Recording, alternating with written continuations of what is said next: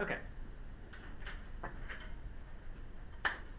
So, we did this section CA22 on the ionic bond. I think we finished it. So just remember the takeaways are we understand now why the different cations and anions form preferentially those ion charges that they take, group 1 plus 1, group 2 plus 2. We know why they don't ionize any further. We have learned a little bit about, well, this is a review. We know ionic radii distance. So cations are smaller than the neutral metals. Anions are larger than the neutral nonmetals. Because that's going to help us understand how bonding works, or ionic bonding works. So we have, let me just skip all this because we've covered this. So we have come to the understanding that charge has a much greater effect on the ionic bond strength than the size does. So first, look at the charges. If the charges are different, the one with the larger charges is going to have the stronger ionic bond. They don't have to be equal. Plus 2 and a minus 1, you can have that too. That'll be somewhere in between. But if the charges are equal, then you have to look at the size to compare what the ionic bond strength is going to be like. And these smaller ions, which can get closer, will have the stronger ionic bond. Yes? I've had a question about this for a really long time, but is there like a data table of all of the atom sizes to like the picometer? Because we always talk about it, but like I've never seen it repeated past this lesson. So it's in the 221 stuff. Oh, it is.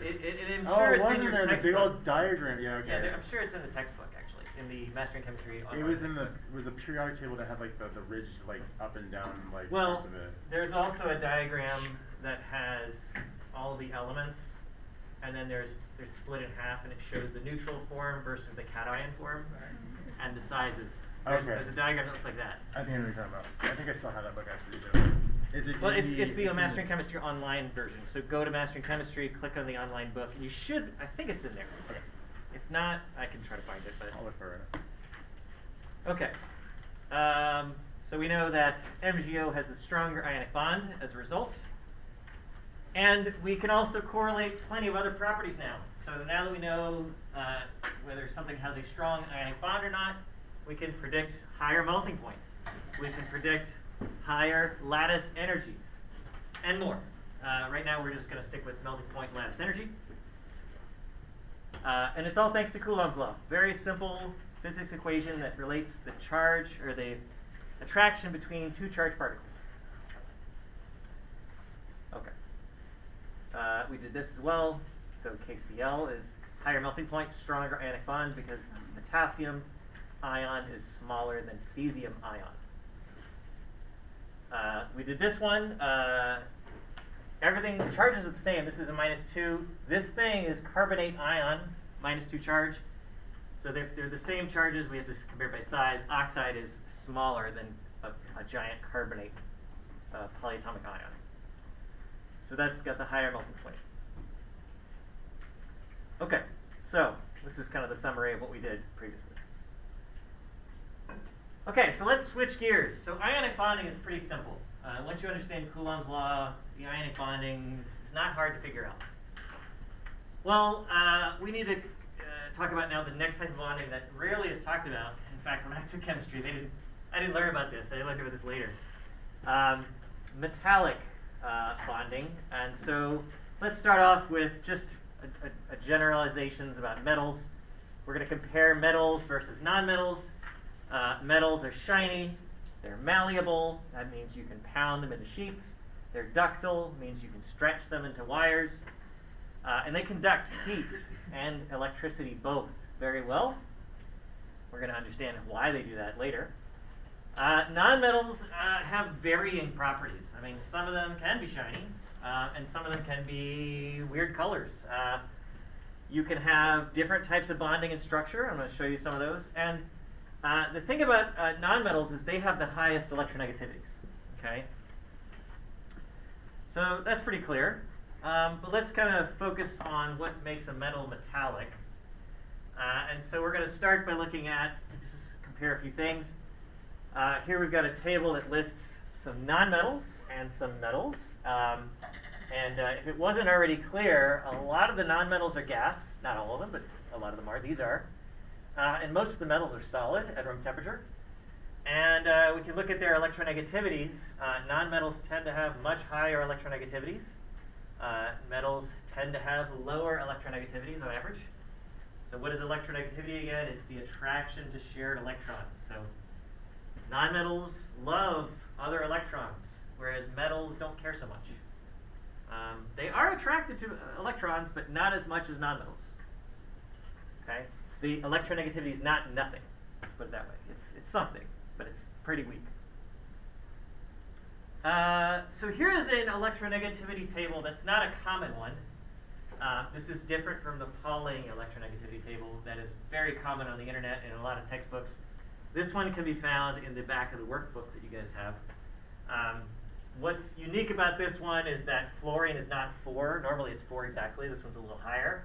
And this one actually has electronegativities for noble gases, which is a little weird to think about. But, you know, it's just, like I said, when we learned about electronegativity, it's not a measured value. It's not something you can just measure and say that's what it is.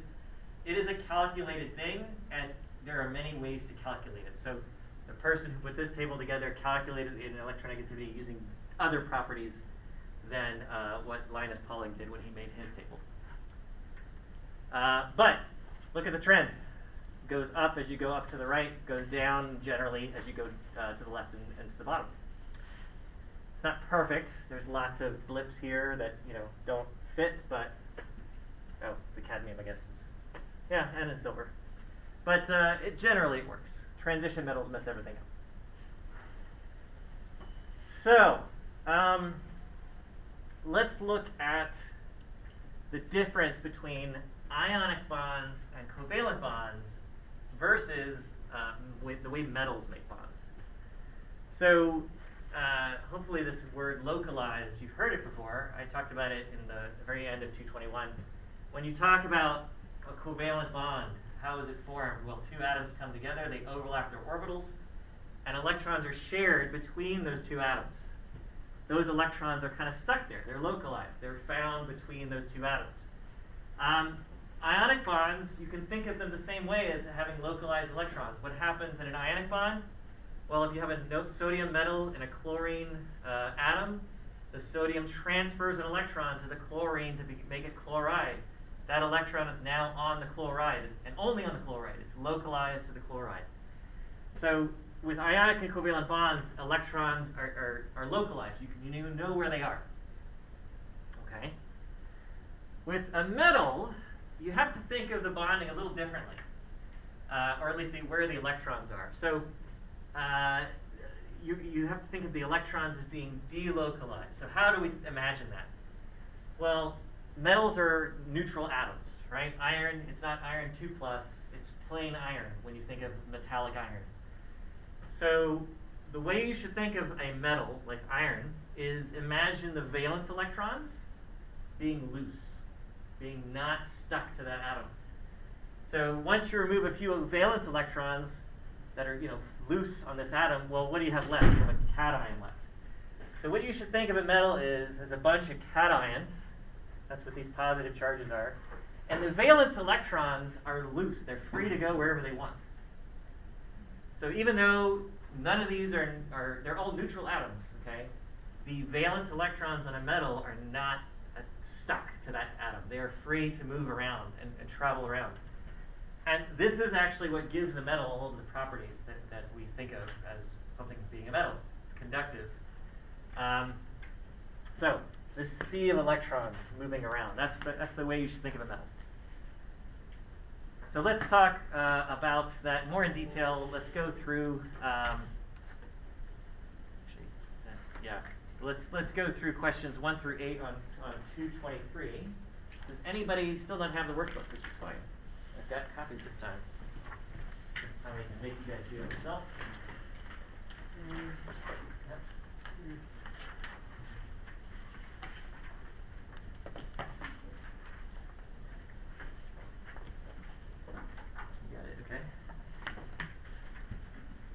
So, yeah, on page Is it CA23? CA 23, yeah, Okay, page so- 18 to 21. So I guess it starts, It's it actually starts in 18, so 1 through 8. We're going to start with Model 1, go through Model 2.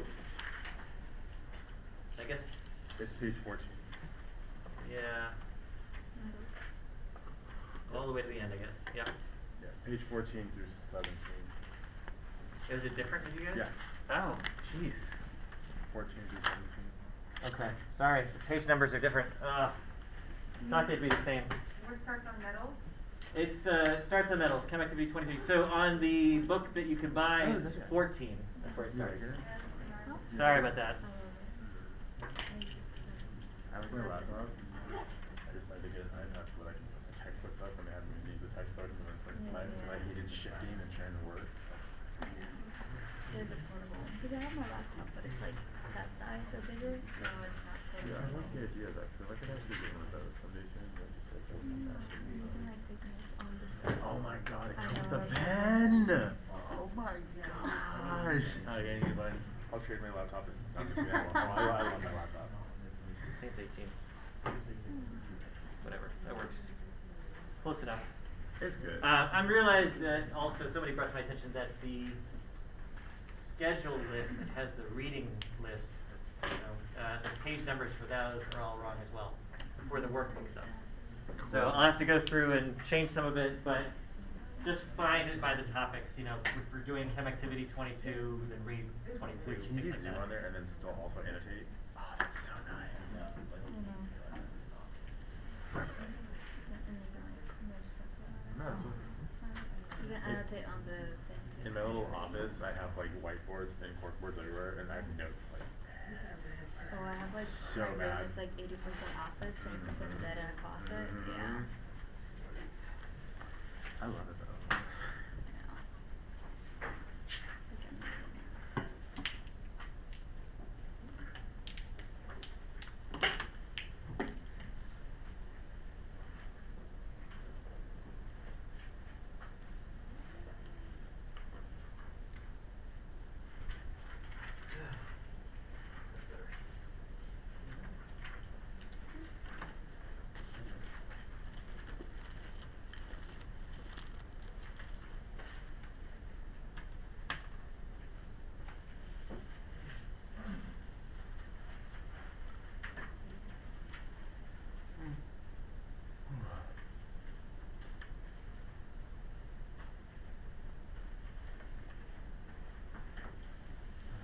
This is the same still. I should do my weekend. So it's 14 free days on the bottom. If you look at the top, it's 148.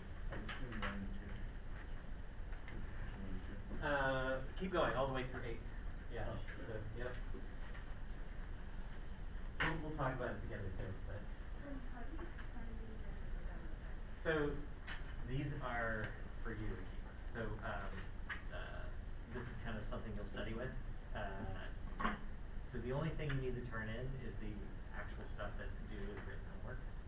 Were you here on Monday or? Okay, so on D12, I can show you after, but on D12 there's a calendar, and it should list all of the homework assignments too. There's always going to be on Monday a online national chemistry homework. So I used to And then do the in same addition to amount of that, classes there's where something you called used to make Mood, Discords. which I Do you think have is the Discord? where the I used to do it for labs. So maybe you a different work name, together on but labs outside it's of listed this, as Mood, just email each and other it, you everyone. click on it, it'll list Hard the start. questions So I that have to you should email do, everyone. written, and turn them in, I used and to see self-rate. that It on works in online some We classes. It works in some classes, in some classes it doesn't. But Yeah, you just have to go through and try it. Yeah, So it this is. right here is just kind of It's class a good system. activity. Yeah, I don't understand it. I mean, because we have So it you in could person write sometimes. how- Yeah, Especially in yeah. between classes and before classes. It's just supposed to help you learn better to physically write things.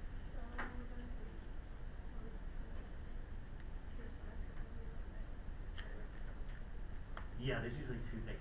Yeah. So the Pearson, which is the Master in Chemistry online homework, and then there's usually a couple questions from these things that you have to do as well. It's usually some of the exercises and some of the problems. Usually you do the CTQ things in class, but you don't have to turn that in.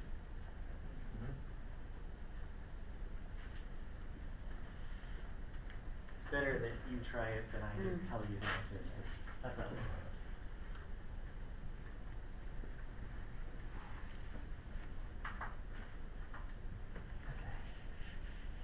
Oh, yeah.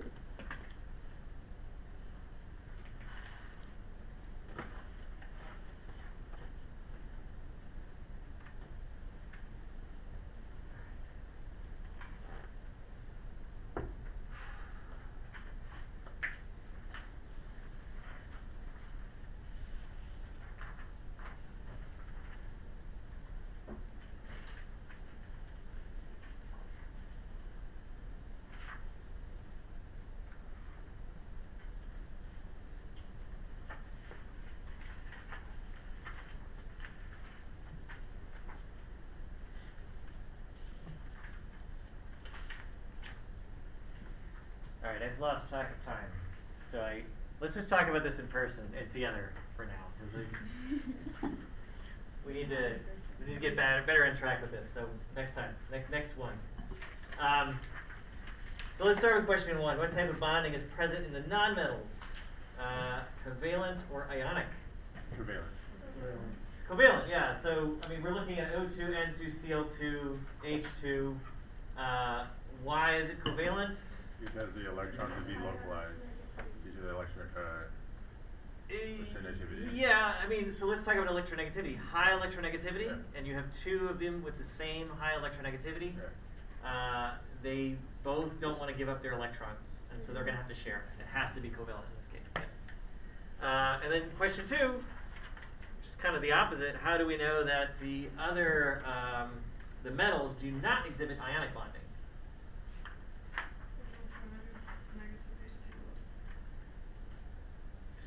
Yes. So yeah, for ionic bonding, one of those atoms has to steal the electron. One of them has to give up. These metals are ready to give up their electrons, but they're not going to give up their electrons to another metal. Another metal is not electronegative enough to steal that electron away. So you need to have a non-metal paired up with the metal to do ionic bonding. You can't just do 2 metals. And the metals don't do covalent bonding either, because low electronegativity means they don't really care about taking electrons. They don't need to share electrons. They're not very attracted to electrons. So they're happy with not sharing. They don't need extra electrons to fill up their octets like nonmetals do. Okay, so metals are weird because of their low electronegativity. So now we have this picture of the metals. This is what the electrons look like. Is description of metals as being comprised of atoms with loosely held electrons consistent with the data in Table 1? Well, so Table 1 was talking about electronegativity. If they have low electronegativity, that means they're not super attracted to electrons. If the electrons want to move around, the metal, the nucleus doesn't care. It'll let them. They don't need those electrons to be near them at all times. So yeah, this model fits with this idea. Number 4, and this is the cool part, considering that electricity is the flow of electrons from one place to another, propose an explanation for why metals are generally good conductors, whereas covalently bonded compounds are not. So there you go. We have loose electrons that can move. So if you have a wire, the fact that the electrons are moving down the wire in one direction, that's electricity, that's current. Covalent compounds cannot do this, because those electrons that are involved in bonding are stuck between the 2 atoms. They are localized. They cannot move around like these electrons can. So they're terrible at conduction. Okay? So this is why metals are conductive. So based on the table, explain how the electronegativity of an element can be used to predict whether the pure substance will be a metal or non-metal. What would he say? What's a good ballpark? Yeah. If the electronegativity is high, it's most likely a non-metal. If the electronegativity is low, it's probably metal. So what's high, what's low? As in numerically. Yeah, just rough idea. If an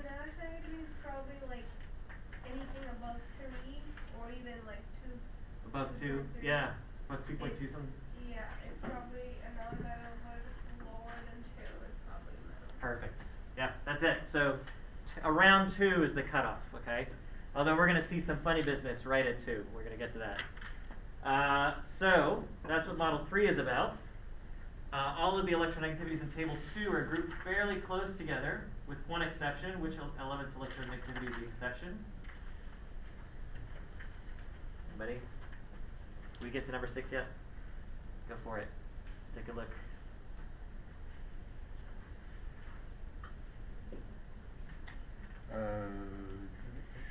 Aluminum?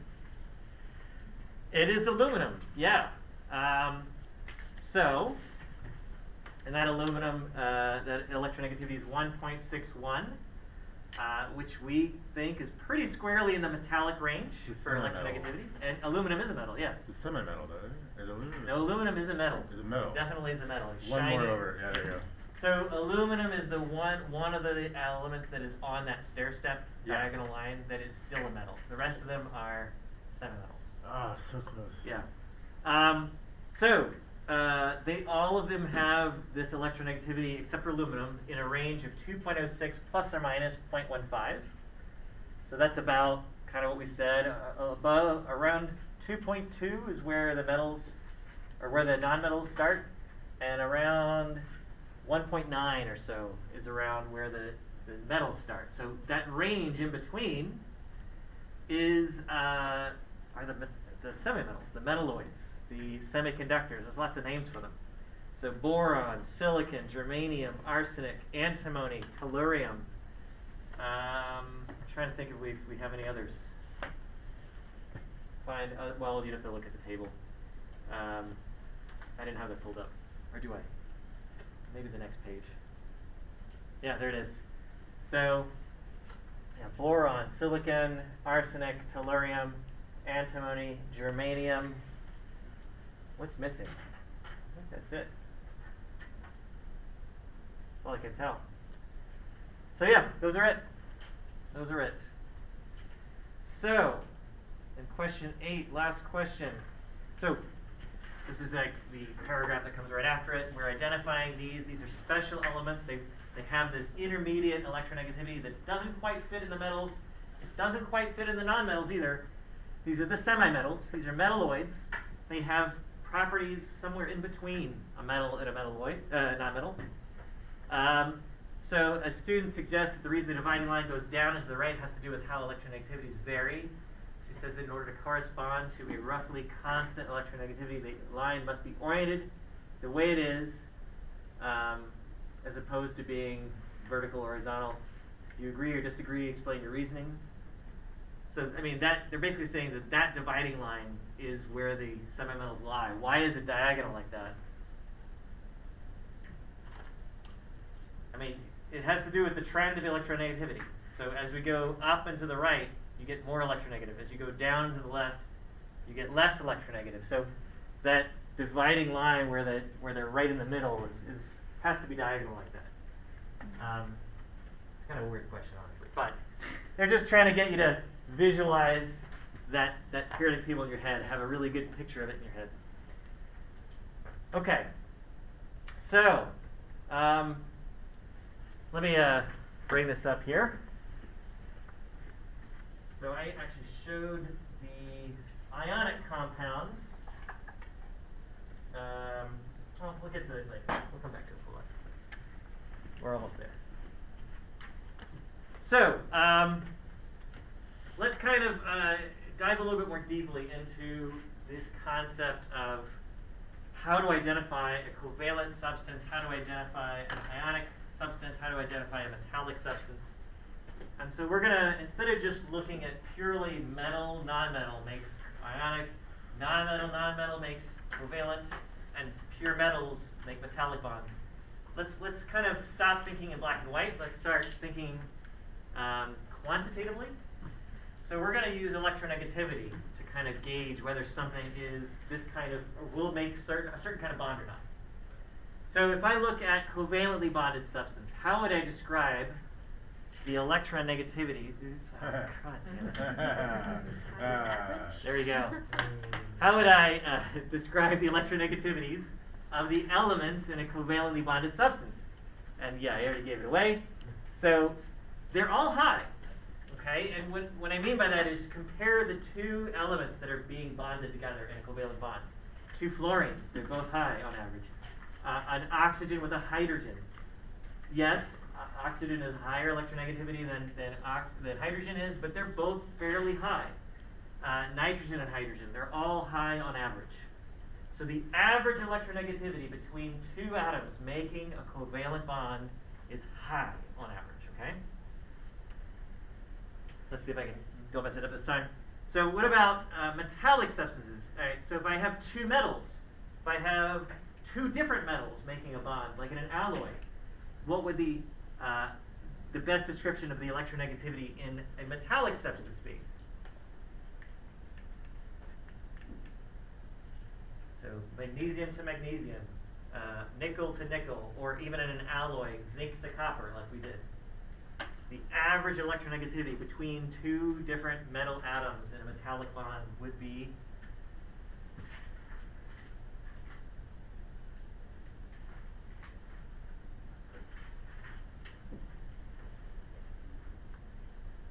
probably took a few seconds to think about it.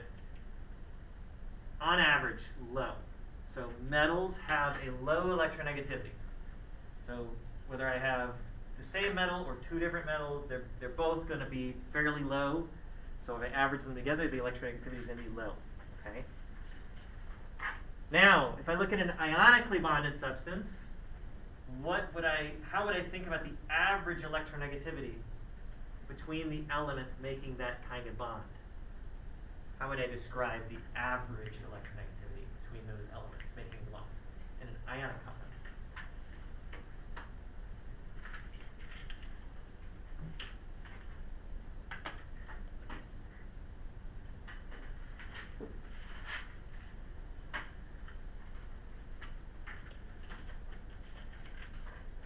All right.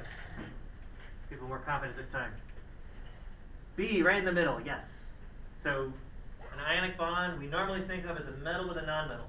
Metal low electronegativity, nonmetal high electronegativity. When you average those together, you get somewhere in the middle. So this is the right way to think so far.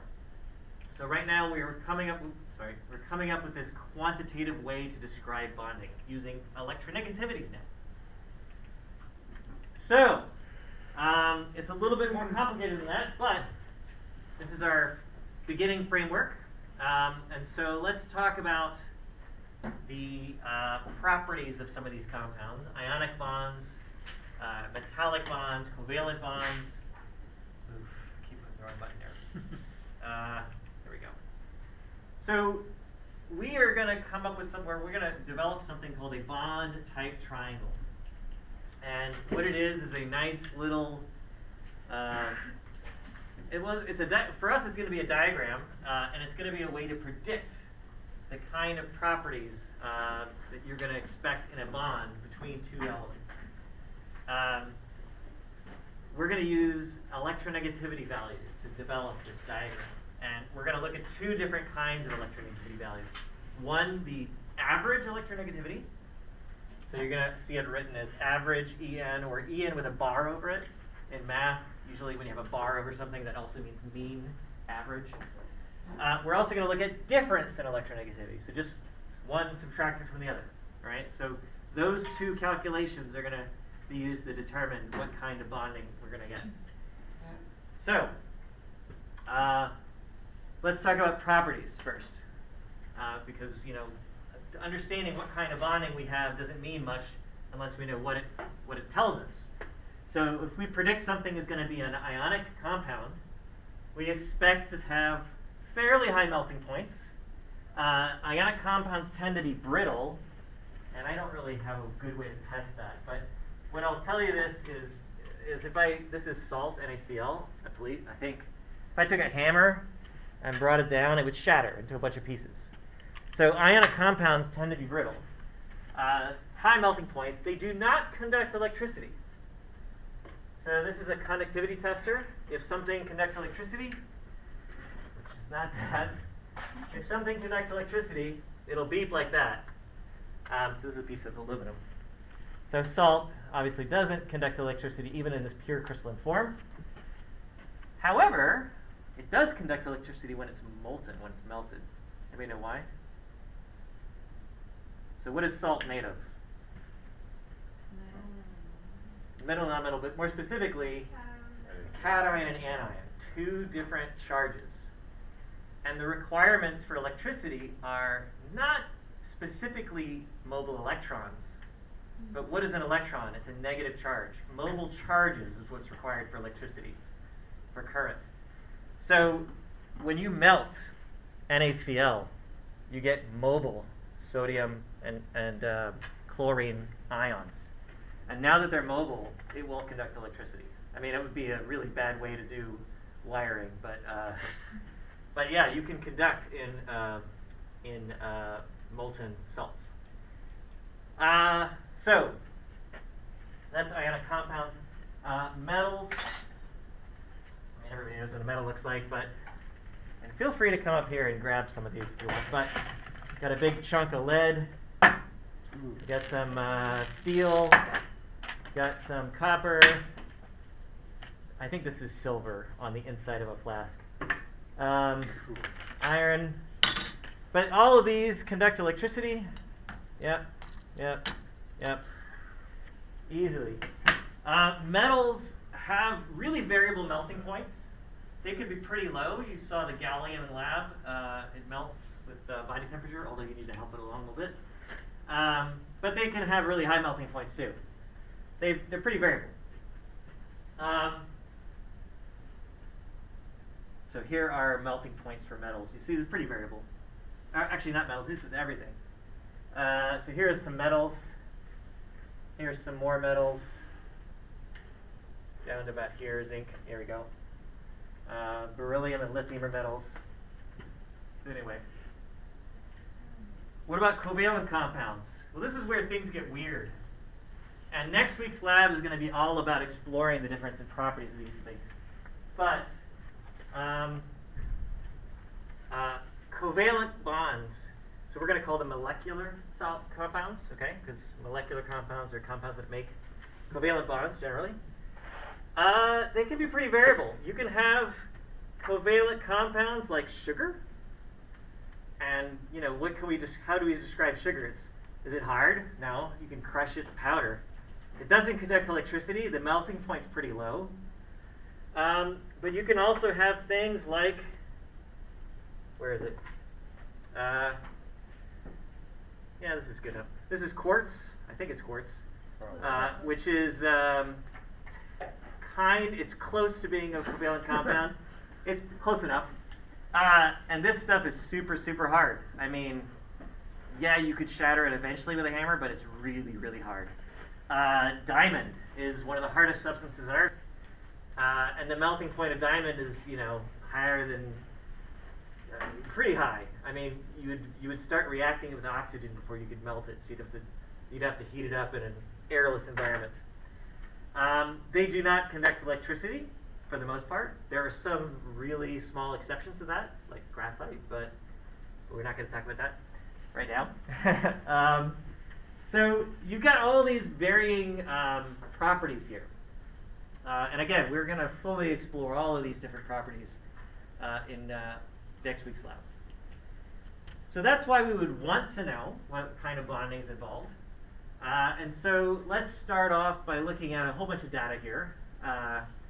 This table is full of electronegativities for different pairs of elements.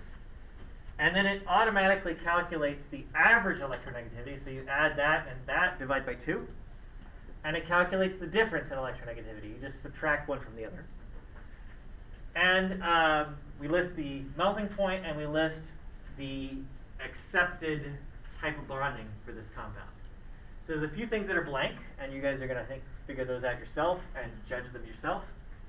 But let's do, and I know the pages are wrong, let's do chem activity 24, whatever page number that starts, CTQs 1 through 5. So the top page numbers, it's 152. I don't know what the bottom page number is. 19. Okay.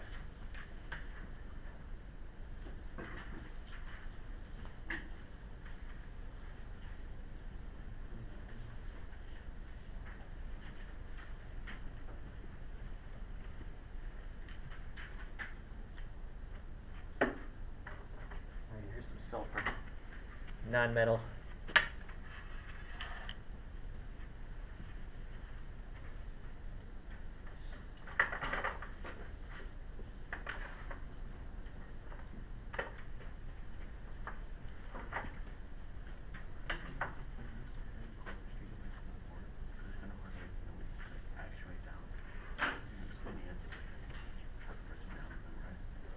Sorry, what was the, I have to start with the finish question.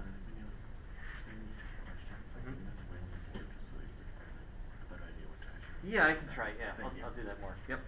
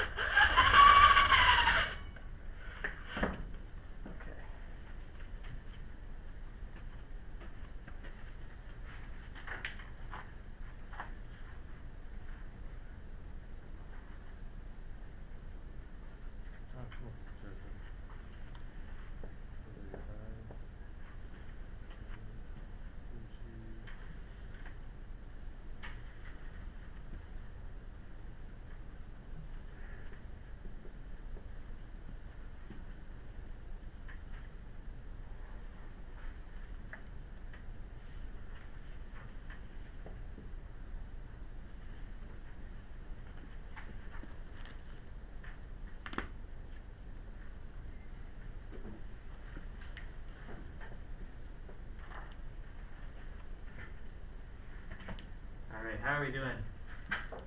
Making sense so far? Let's talk about some of these answers real quick. So I hope this is clear. You're just pulling the ranges from the possible values that are up here already.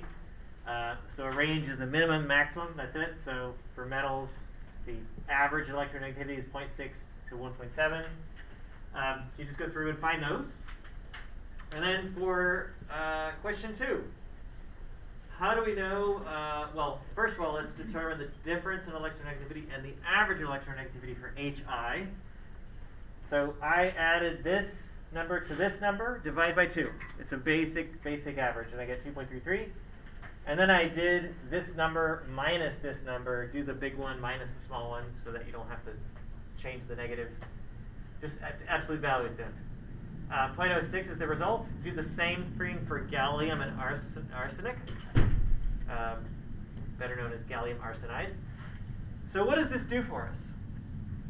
So this all leads to question 3. So based on our information, how would I classify HI?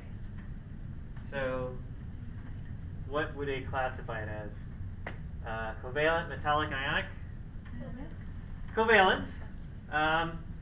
So the average electronegativity is 2.33.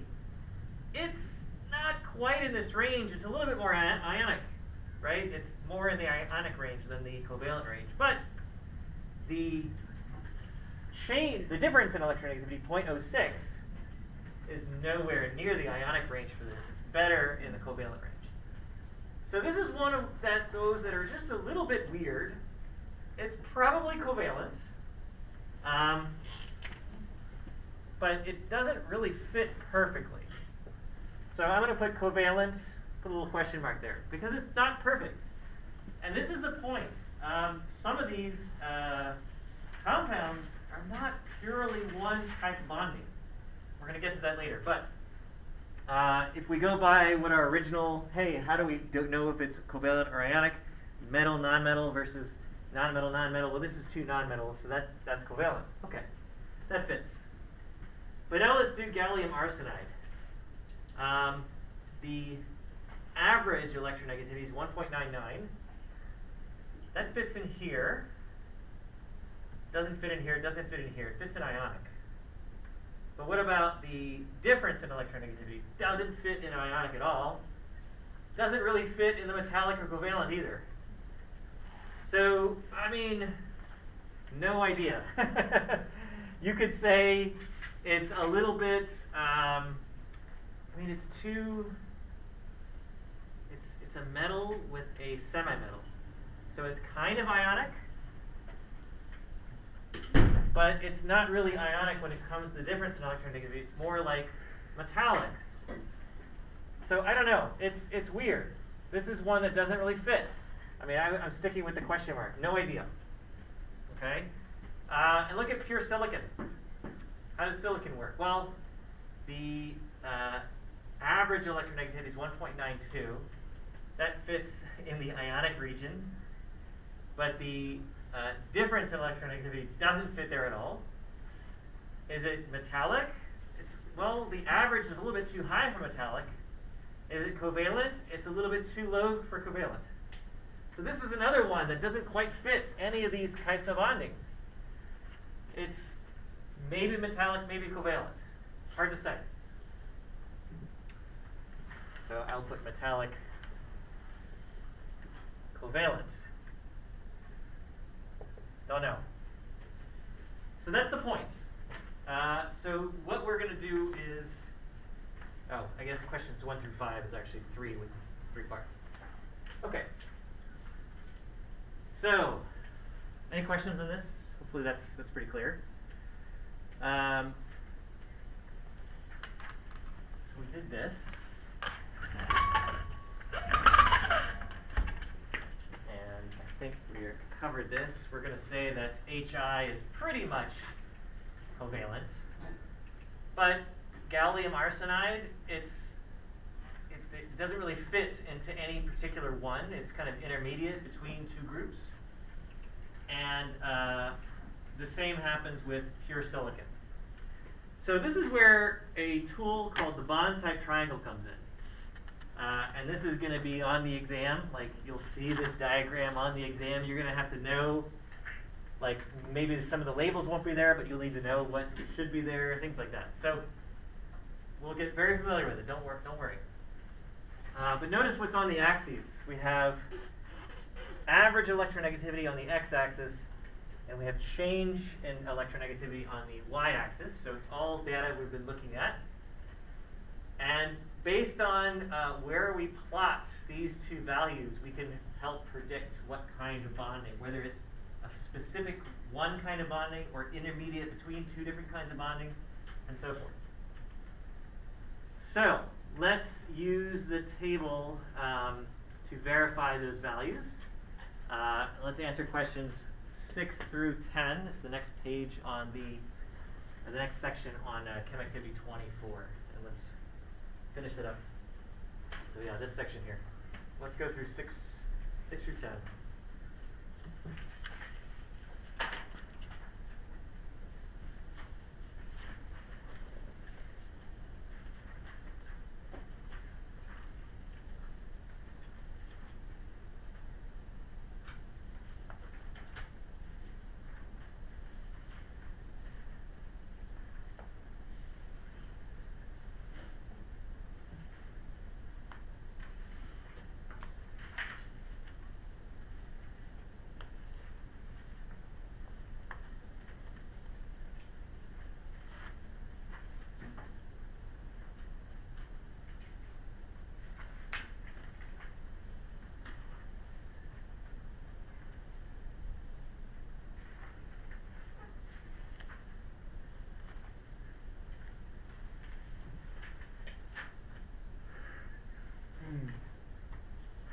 By the way, when they list CS in the bottom left, that means this cesium metal. So imagine two cesiums interacting. That's how you get the change in electronegativity and the difference, or the average electronegativity. Two cesiums. But that's not how you write it, so we're just going to write CS.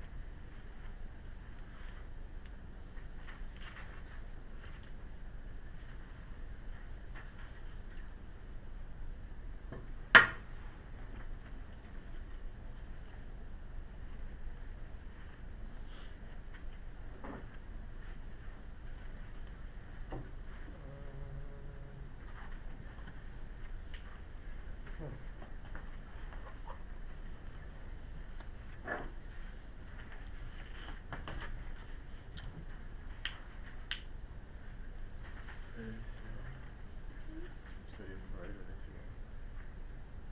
Just sodium chloride or NaCl? Sodium chloride? Yeah. Oh. NaCl. No, I apologize. I was going to use your own. Oh, no, it's okay. This is the EN, right? Yeah, that's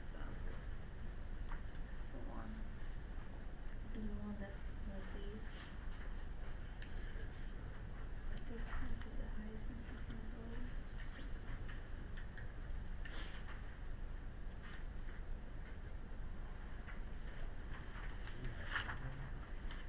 This is not the one that I want. Oh, it's right here. Okay, so where is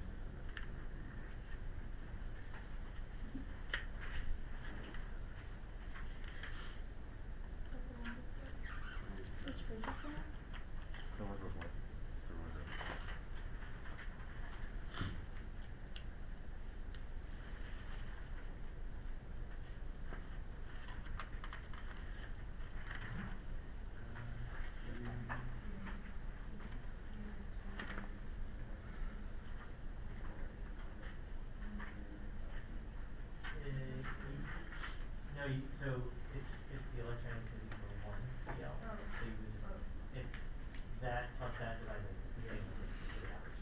Sodium is that. Sodium, no NA. Oh, sodium is a metal, NaKU. I think you might benefit from. Do I have the I might have. I have it. Actually, I think I have the same one as in yours. I don't know. Maybe it was classes.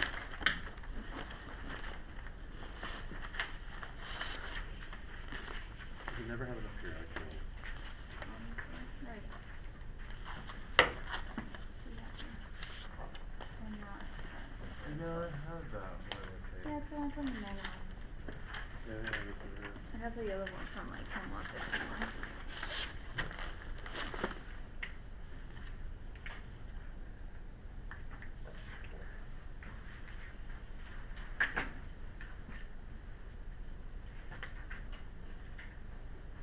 I guess it's difference would be zero.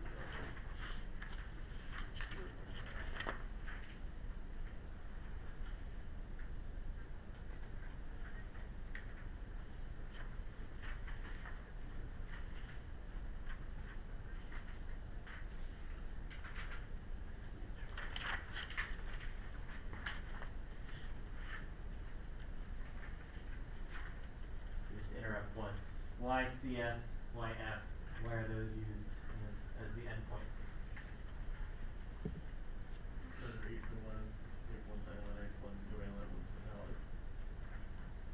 Sure, but why particular CS for metallic? Why particularly fluorine? Cesium is the one that has the lowest electronegativity. Yeah, it's the And most then extreme, yeah. Fluorine And is the opposite. fluorine is the other highest. side, yep. They're extreme cases. So theoretically, nothing will fit outside this triangle.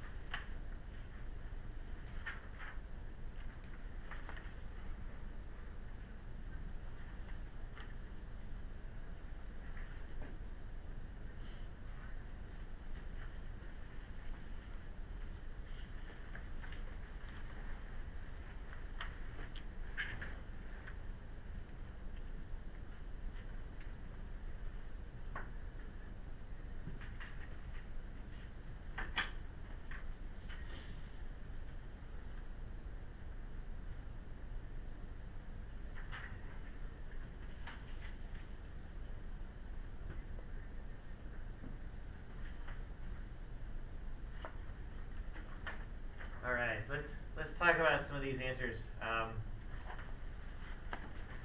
So you're going to have to be a little bit careful about how you plot your points, because you make a little bit of a mistake and it'll be outside the line, and you'll get the wrong kind of type of bonding. So NaCl, as far as I can tell, is somewhere around here. Sodium pure metal is somewhere right there. It has 0 difference in electronegativity, but it's got a very small average electronegativity, so it's right there.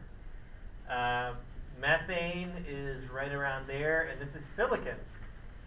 So based on where these compounds are located, and based on what we know about these compounds, or elements, whatever they are, how do we label these regions? A. So what is region A referring to? Ionic. Yeah, these are the ionic compounds. B, metallic. And then C, covalent. Okay. And then this region here is semimetals. So there's a separate region now for these weird compounds that kind of are between metal, covalent, and ionic. Just none of them. And that's where silicon falls. It has these semimetal properties. By the way, this is a giant chunk of silicon. I believe that this came from. So when they manufacture silicon for silicon chips, they make rods of silicon, like big fat rods, and they purify it using something called zone melting, where they have this big collar that is a heater, and it just slowly moves across this rod, and it heats it almost to melting point, and the impurities stay in the melted region, and that's why they are rod shaped like this. And then they'll slice it, and then they'll etch the silicon. The chips onto them for computers, and I think this is like the end of one of these rods, so what's left over. So you can feel it if you like. It's very heavy. It looks like a metal. It's you don't have to touch it, but it's not conductive. It's a semiconductor. We'll talk very specifically about semiconductors later, but you can make them conductive by adding energy to them. Weird. So they're like switches, which is why they're used in computers. You add energy to them, and suddenly they're conductive. So anyway, we didn't finish this. Sorry. So now that we have this bond-type triangle, let's predict hydrogen iodide, or HI, based on this triangle. So let's see if I plot this HI. I erased it. What was HI's average electronegativity? It was 2.33. 2.33? Which is around here. And what was the difference? 0.6. So, yeah, squarely. 0.06, sorry. Oh, 0.06, so way down here. Is that right? Yeah, okay, I guess it is. So it's kind of right here. Right next to methane, pretty covalent. That's HI. So that one's kind of clear. I mean, it was a little iffy, but we figured out it was covalent. The one that was hard was gallium arsenide. So where does gallium arsenide fit? What was the mean or average electronegativity? Say it again. So you predict covalent, but what was the average electronegativity? I don't have that written down anymore. 1.99, and the difference? 0.45. So it's kind of right here. Like right on the line almost. Maybe depending on how you plotted it, it was a little different. Yeah? Is there is there stuff that you would want to be like part like covalent, but part covalent, and then also like part, like if it's on the line, are there like elements that work really well from being conductors, but also still having a covalent bond? Yes. Like what? Yes. So gallium arsenide Yeah. is like the main component for LEDs. Oh, okay. We're gonna look at the properties of gallium arsenide later on, but so it's kind of falling in the semi-metal region, a little bit covalent, a little bit semi-metallic, and when you play with what kind of bonding it has, if it's a little bit more covalent, less semi-metallic, that changes the color of the LED. it changes other things. It changes the properties. So if you can tune the properties by changing the electronegativity values of the components by, and it doesn't even have to be pure gallium arsenide. You could start playing with the mixture. So gallium arsenide with a little bit of nitrogen instead of just arsenic. So there's plenty of ways to kind of play with the properties of the materials to kind of change like what you want to, what you want to do. That's really cool. Yeah. So that's why it was kind of weird. It's semi-metallic kind of, but kind of covalent at the same time. So you know, we're in gray areas now. Shades of gray is how we're going to define things. On an exam, I would expect you to say, if it really isn't a line, say both. Okay. The other one though, HI, pretty much covalent. Okay. So let me erase this so it's not, actually, let me just pull the screen down.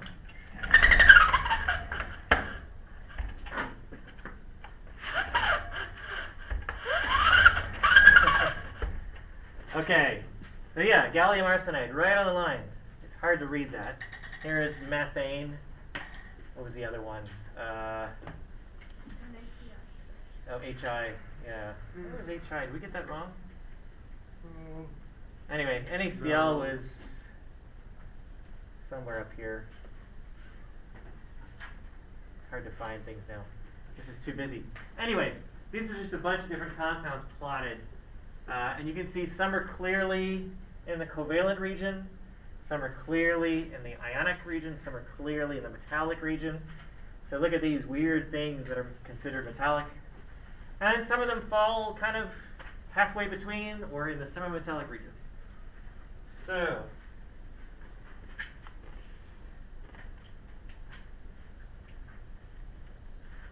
you are responsible for remembering what these regions are. So I could give you a blank bond-type triangle, of course with these axes labeled, but you should know, hey, this is the covalent side, that's ionic, that's metallic, because you should know what that a covalent compound should have a large average electronegativity, but then a low difference in electronegativity. Okay, so you could figure this out without having to memorize it if you had to. Okay. So what best describes bonding in metals? This is just, you know, we've done this before. High electronegativity, intermediate electronegativity, localized electrons, delocalized electrons.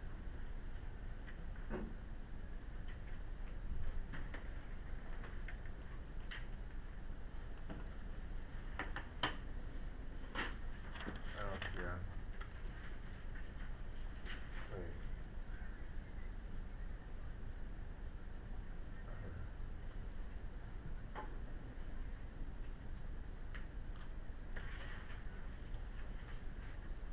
All right. So whether it's average electronegativity or difference in electronegativity, metals have low for both. Okay? So I'll stop it there. So A and B are not correct. It's low for both. And for metals, the electrons are not localized. They're delocalized. That's the whole point. That's why they're conductive. The electrons are free to move around. So the answer is D. And everybody got it right. Excellent. I'm happy when everybody gets it. So if you had to arrange, this is a review a little bit. You had to arrange these ionic compounds in order of increasing lattice energy. How would you arrange them? It's going from low to high lattice energy. That's what the lattice energy is defined as the energy required to break the ionic bond and turn them into gas ions.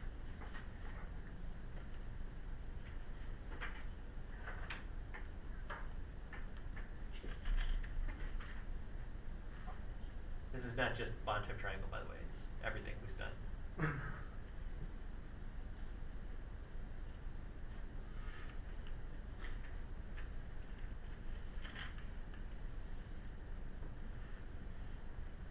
This is worth all my student debt. What's that? I said, this is worth all my student debt. Hopefully with it means nothing. No, I have some. I'm not scared of it though. Sadly, I still have some. Yeah, I'm playing the long game. It's smart to invest in myself. I mean, I was gonna be freaking risking my life just trying to go out there and be happy anyways. Might as well play the game like everyone else. Well, what I have is nothing compared to what my wife has, so. What degree does she have? She is an ER doctor. Oh yeah, she got that. So lots of med school debt. $250,000 right out the door. Yeah, more. Yeah, I was like right out the door. It's like $250,000. Yeah. It's the highest Anyway. of that, It's sad, but whatever. What's sad about it is we would love to go to a model that was single payer, but like healthcare, that's just politics, but everything would have to change. The school for doctors would have to be cheaper because like we wouldn't be able to pay loans back. We went to like a salary system like the EU or something like that because they get paid a lot less. Anyway. It sucks. So, let's see what people said. Whoa, we've got a variety of answers here. So I'll just show you the answer real quick. It is B. So when we look at ionic compounds, these are just ionic. There's nothing fancy about these. It's metal and non-metal. Pretty clear. Then we look at the charges first. They all have the same +2, -1, +2, -1, +2, -1. Everything's group 2 metals. With fluoride. So we look at size then, and strontium is the biggest, magnesium is next, beryllium is the smallest ion, and so beryllium is going to have the strongest bond with fluoride. And so if beryllium has the strongest bond, it is going to have the highest lattice energy. You need to put the most energy in to break that bond. Okay. So here's some questions like that involve bond-type triangle. Which of these covalent compounds has the greatest ionic character? So ionic character, this is just another way of saying, we're not saying it's purely ionic, we're just saying this one is more ionic than others. All right? Ionic character is like a percentage almost. So which one has the most ionic character, most like an ionic compound? And I think that these are all in that circle. Yep. Yeah. The big oval. If you can read that small. I know it's small.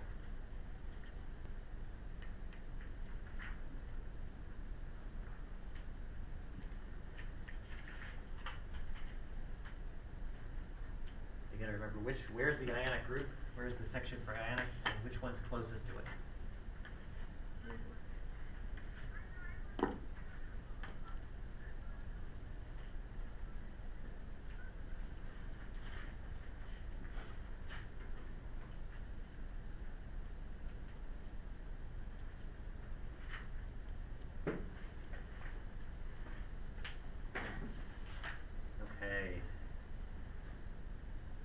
Sorry. It's really tiny. I'm sorry.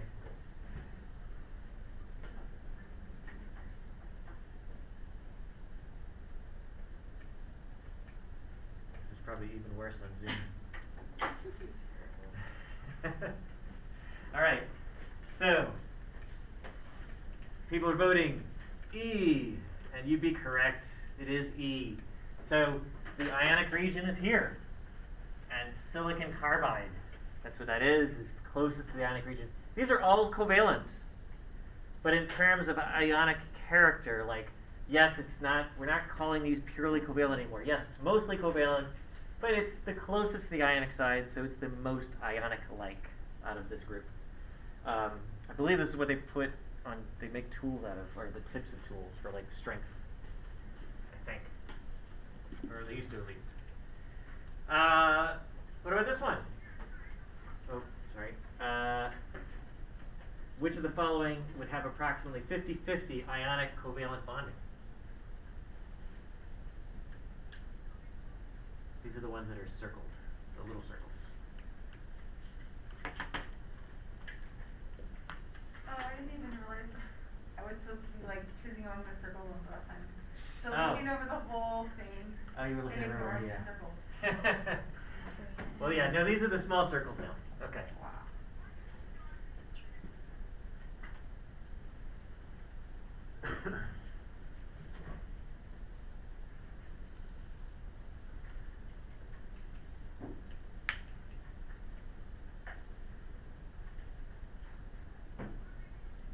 Alright. So this is a weird one, because, I'm going to stop it there, if you look at just what the formula of it is, you would think that's ionic, Yeah. metal, non-metal. But according to the bond type triangle, and most of you got it right, aluminum chloride is actually 50-50, half ionic, half covalent. I didn't see that on the circle.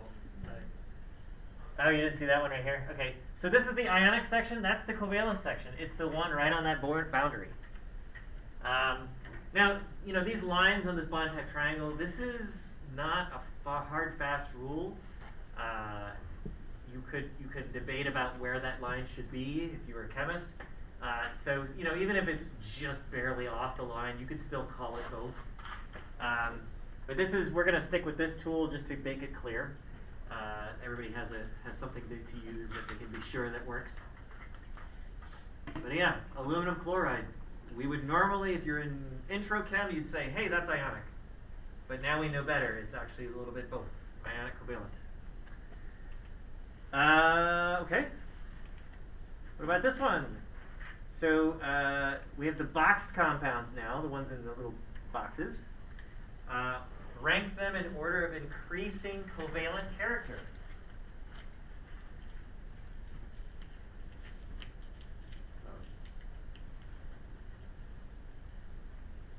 That kind of should make sense to you once you see what they are.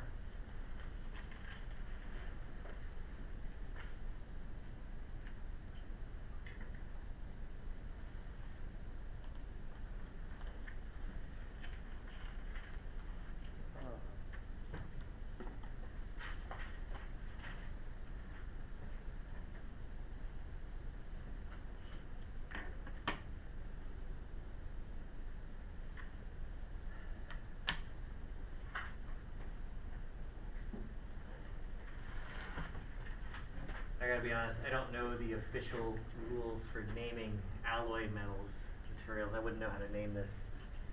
I would just say it's a magnesium zinc alloy. But the other ones I can name.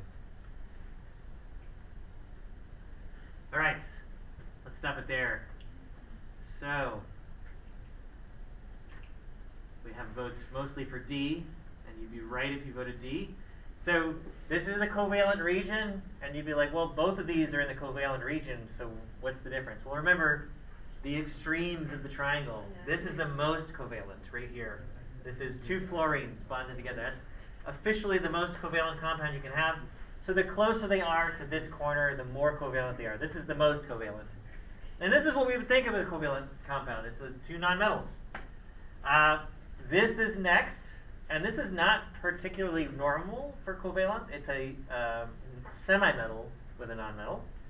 But this is a covalent still, barely. And then this, we would think of it as a metal. It definitely is in the metal region, but it has some covalent character. It's not as metallic as cesium, for instance, right? Yeah. Where would you find helium on that? Because I thought that was the most electronegative. So it's weird. The thing is, helium doesn't really make compounds, and so I think the noble gases, even though they are more electronegative, yeah, you're right, it's not the most extreme. Since it doesn't make compounds normally, we leave it off. It would kind of mess up our chart. Like I said, this is not like the rule for everything. This is just a nice tool. I got confused. Yeah, it's okay. Okay, how would you describe the bonding for calcium hydride? And that's right here, this little dot.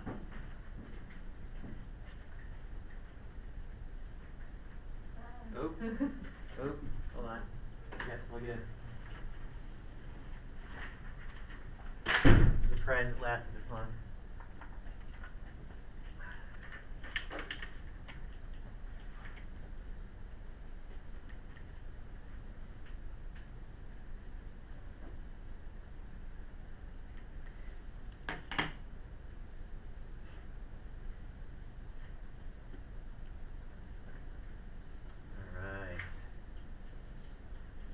calcium hydride is a weird compound.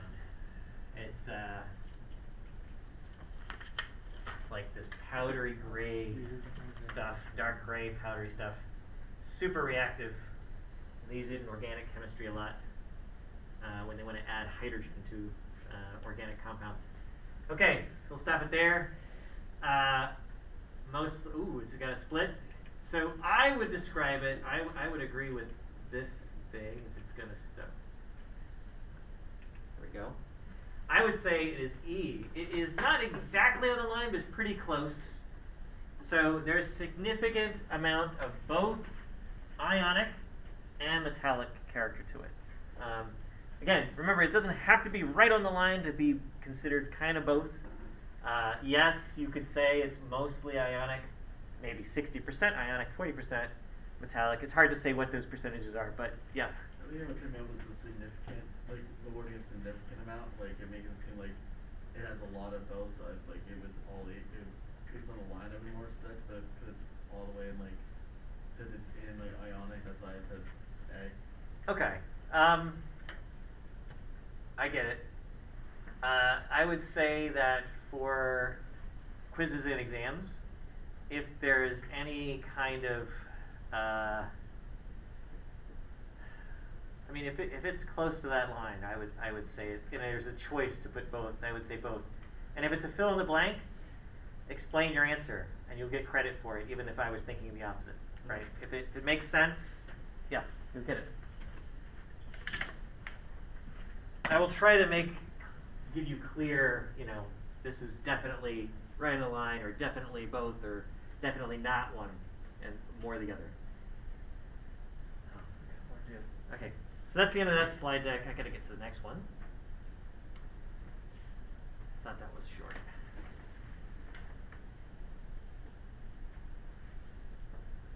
And unfortunately, I don't have these printed out. But we'll see. We'll figure it out.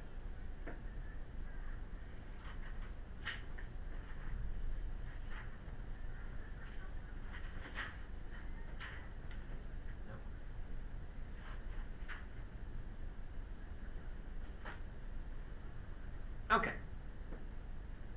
feel like we're missing some stuff. So, why is it like this? This is weird. One second, the slideshow.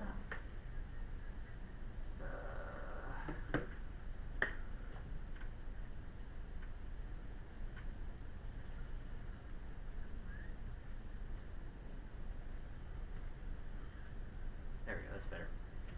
So, we're going to look at the structure of solids there. And we've started to do this in the lab. We looked at crystalline grains in metals.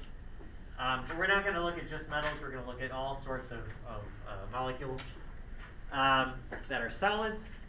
So how do we represent the structure of covalent compounds? Well, this is all 221 stuff. We did Lewis structures.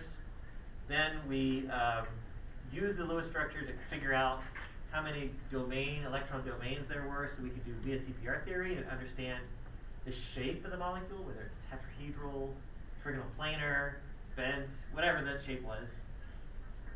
And once we understood the shape, we could describe the orbitals that were used to make those bonds using hybrid orbitals.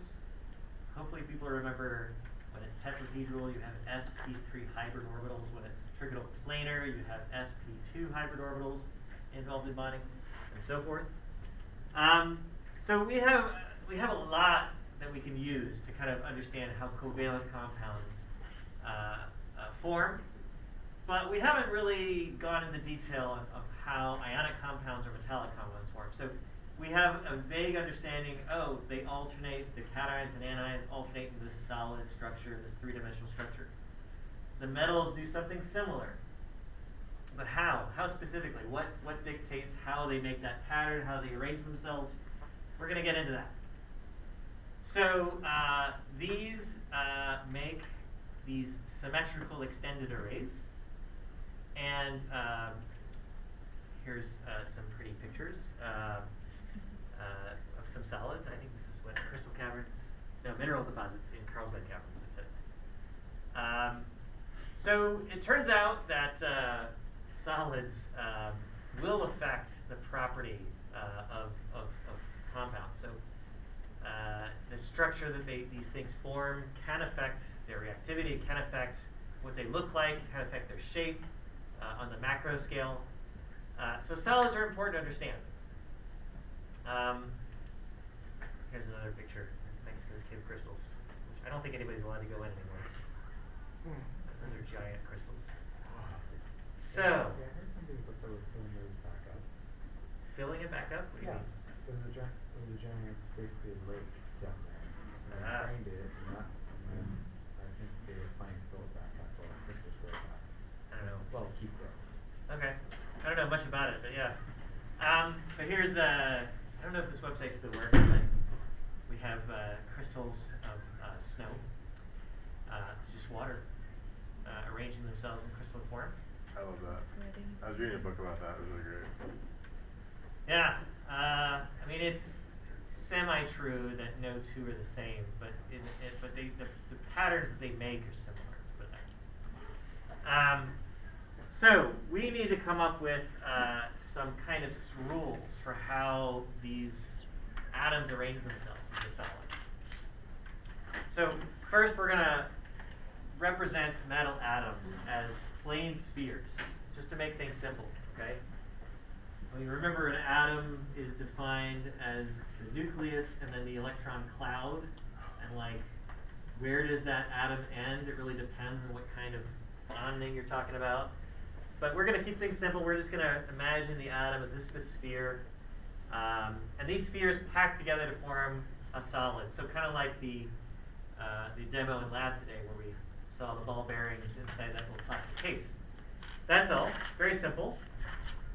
And when you describe what kind of packing, how do these atoms pack together, one of the things you're going to describe is nearest neighbors. So if you take one atom, how many other atoms are nearest to it? So usually either they're touching or if they're usually touching. So which ones are touching that atom, okay? And the number of nearest neighbors ranges from 6 all the way to 12. And it really depends on how they are packed together. I think the 6 is easy to visualize. If you guys remember the octahedral structure from 221, that's 6. You get 1, 2 on the bottom, and then 4 around the middle. But you can pack things a lot more tightly than that, and that's why it goes up to 12. So we'll see examples of that. And then you have to remember that we're dealing with large numbers. So even though we can describe the packing around one atom, this repeats, and we're talking about tons of atoms, okay? So we're going to be focusing on metals first. We'll do ionic compounds later. So remember, metals have few valence electrons, right? So sodium has 1 valence electron. Magnesium has 2. The transition metals are funny, or special, so we're going to ignore them for a little bit, or at least pretend that they're not as complicated. But in general, metals have few valence electrons.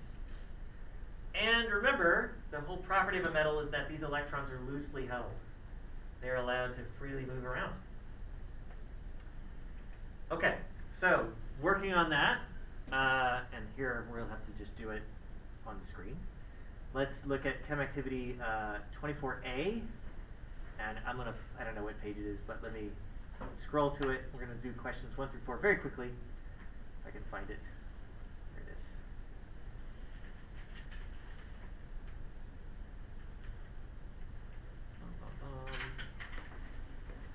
By the way, this chem activity 22 to 24, I think some of these are part of your homework that's due Monday, or due Tuesday, excuse me. No, Monday.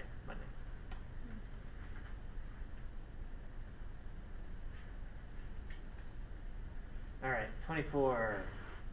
So, 24A is all about the concept of a unit cell.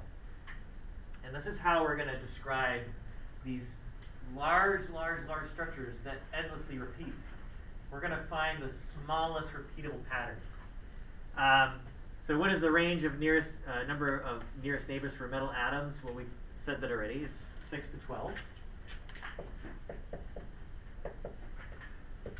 And choose the correct, well, we already know this already. choose the correct metals have few or many electrons available for bonding. They have very few. Choose the correct word. Metal valence electrons are held weakly or strongly. They're held very weakly. So what is the model we use to represent large collections of atoms at the atomic scale? That model is called the unit cell. Okay? So basically, this pattern repeats endlessly. We're going to find the smallest way to represent that pattern. Okay? And that's called the unit cell. So sorry that was so silly. Let's go to the next thing. All right. So this is actually a good concept. So what we're going to do is think of the unit cell as a stamp. So if you've got a piece, that unit cell represented as a model or as a two-dimensional stamp, you could repeat that stamp and create that extended structure over and over and over. As long as you have that stamp, you'll be able to make the full structure. Okay. So that one little piece is copied over and over and over again, and that's kind of what the whole thing looks like. When you think about a unit cell, we need to see a picture one soon before we get too much of this. The unit cell, so if I think of a group of atoms as being, hey, this represents a unit cell, the next unit cell is just adjacent to it. There's no gap between them. It's touching side to side to side. Okay, there should be no gaps between the unit cell. So let's start with 2D models before we get to 3D. And so here is a very boring looking picture of atoms. And how could we draw unit cells here? So how can we draw like a pattern, recognize a pattern that is repeatable and will recreate the entire extended array? So I think we should do this on the board. So we're going to do 5 through 12. So we'll start with this. And question 5 says, take the square connecting the centers of 4 atoms represented by A. So what they're looking at is this right here. This is the square. Shift the square in each of the 4 edge directions by the length of the edge. So the idea is take this square and move it 1 space to the left, move it 1 space to the up, move it 1 space down, 1 space to the right. And if you get the exact same picture, so you have your square with 4 atoms on the corners. If I move this over, I still have a square with 4 atoms on the corners. I still have the same arrangement of atoms. Then what we're saying is that is a valid unit cell. We are using that little pattern, and it replicates all over the entire structure. So this square here represents a unit cell that can be used to replicate the entire picture. But there's more than one way to draw a unit cell. So repeat for a square having an atom in the center, B.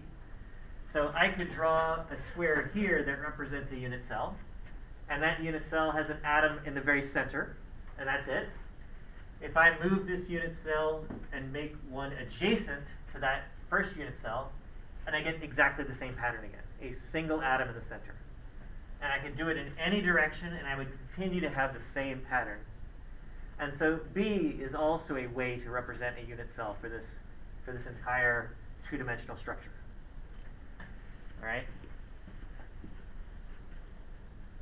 7. What about C? What if it's not square? What if it's a parallelogram? So here I've drawn this unit cell parallelogram shape. If I move it adjacent, it's the same pattern. I've got the 4 atoms at the 4 corners. Any direction, I get the same pattern. So C is a valid unit cell.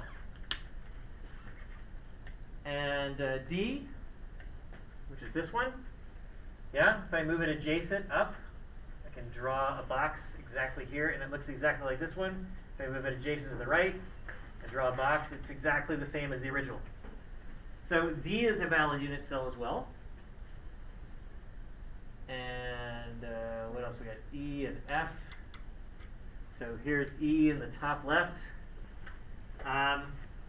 So we're going to be adjusting this so that I have unit cells directly adjacent. So instead of going left and right, we're going to go diagonally. So if I move this box this way, I will have atoms at all four corners and an atom in the center, just like this one is. And I move it this way, I mean, I'm off the page here, but it is a valid unit cell as well. F now. F is a little different. So I've got a slightly different pattern here, and my unit cell is really tiny. So if this unit cell has a black atom in the middle. If I move the unit cell adjacent to it, you can think of this as an empty atom or a white atom, whatever it is. It's a different pattern. It's not the same as before. The original unit cell has a black atom in the middle. So this is not a valid unit cell because every adjacent unit cell has to be exactly the same as the original. So all the other ones are, but except for us. Yeah, so F is not, the rest of them are valid. So, now we have another picture. Unit cells can be made with atoms of different sizes. So here's a pattern that has two different kinds of atoms. And which parallelograms below are unit cells for the 2D lattice? So this one, if I move it adjacent, it's the same pattern. 4 black atoms on the corners and 1 white atom in the middle. Any direction, it's the same. So this is valid. This one works too.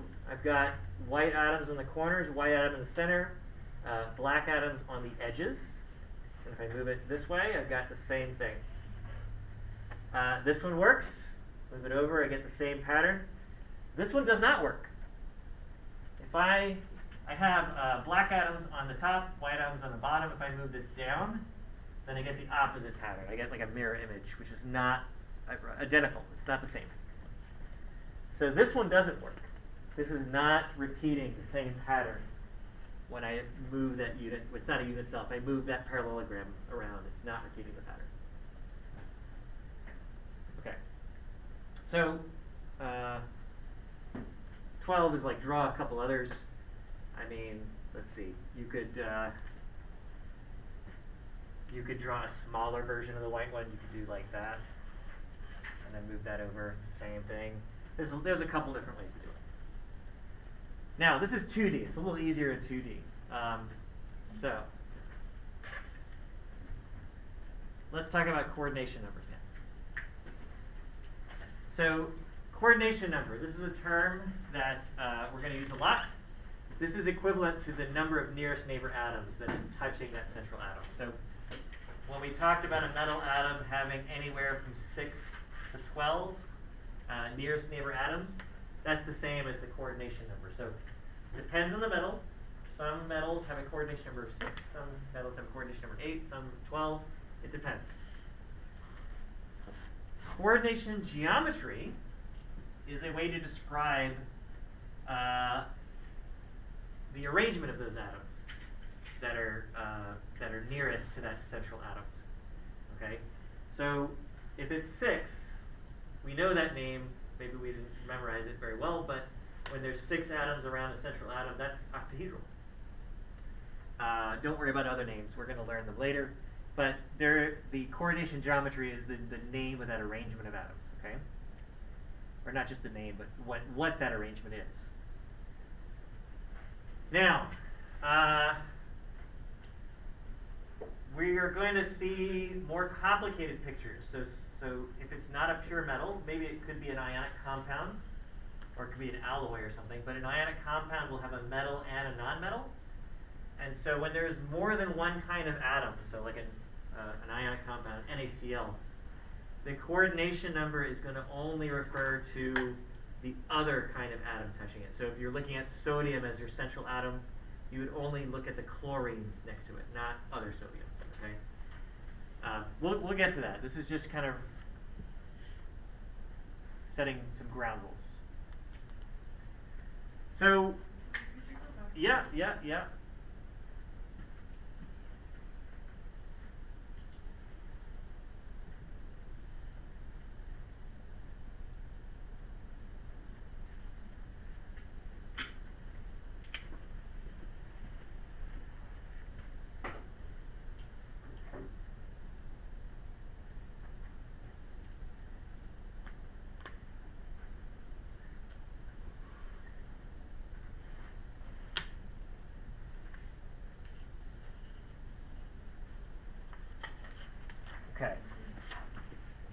So, if, and I wish I had the pennies to give you guys, but if you have a 3x3 square of 9 pennies, which I tried to draw on the board, hopefully my circles are roughly equal in size, what would be the coordination number of that central penny?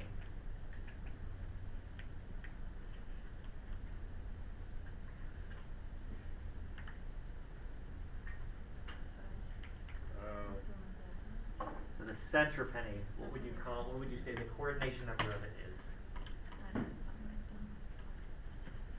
Remember, that's the nearest neighbors. Okay.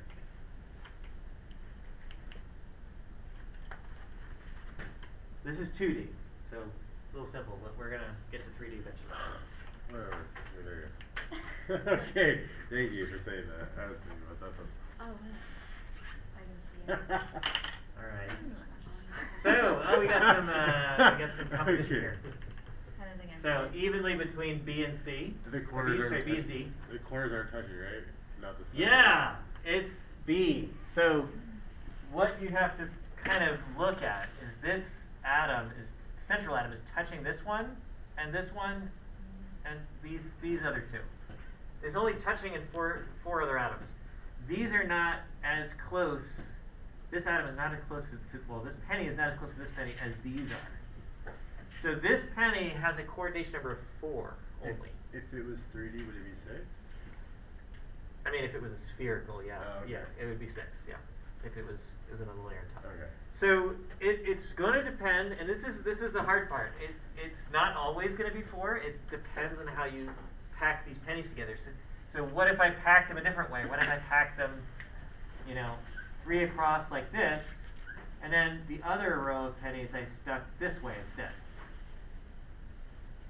Then it would have a coordination number of 6. So it really depends on how these atoms are going to be, or these pennies in this case, are going to be packed together. And this is sometimes how the metals do it. This is sometimes how metals do it. All right. It really depends on the metal. Depends on the ions. We're going to see a lot of different arrangement of atoms, and so we'll get different coordination numbers depending on how these atoms arrange themselves together. Okay. So what would we call the bottom one? What would we call that coordination geometry? Anybody know? What makes sense at least? Yes. All right. There we go. Square. Oh. It's okay. Sorry. It's okay. No problem. All right.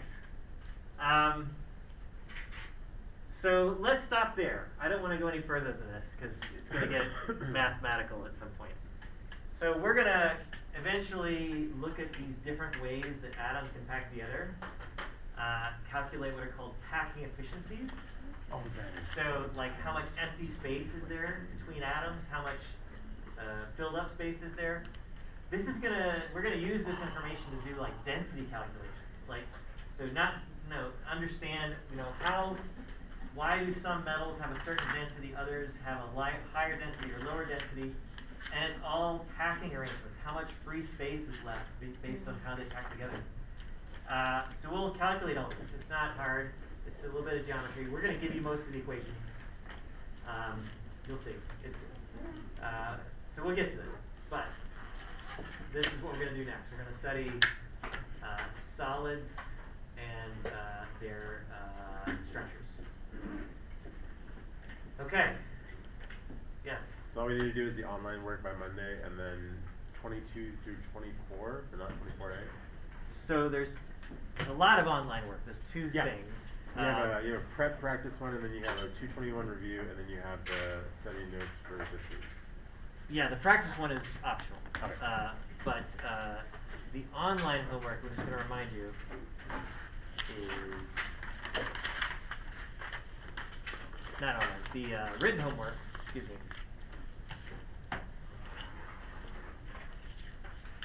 You can find it in the calendar. So mood 1 due. This is you guys.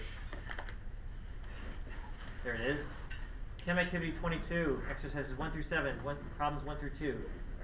23, 24. And if you don't have your workbook, there's the paper copies, but honestly, what's even easier than that is I actually put, there it is, in the content area, where is it? Chem Activity first week copies and put digital copies of everything. So including the 22 to 24 review thing. So you can download these yourself and either print them out or just do it on big paper is fine. So again, remember these, it's grade yourself, just work through it once, grade it, and then don't worry about what the score is. Just, learn from your mistakes, turn it in the written copy, and you'll get credit for it, 100%. Doesn't matter how badly you do at it. Yes? Do you want written it as handwritten, or can I write out on my copy? You can, any way you want to do it, it's fine. Yeah. I just want some evidence that you did it, that's it.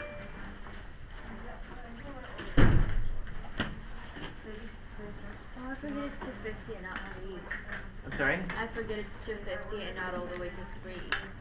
Oh, yeah. Because in my mind it's like, oh, 3, because I just round it up. I'm like, why is Well, it- there's no class after us, but normally they make us empty out so that the next class can get ready.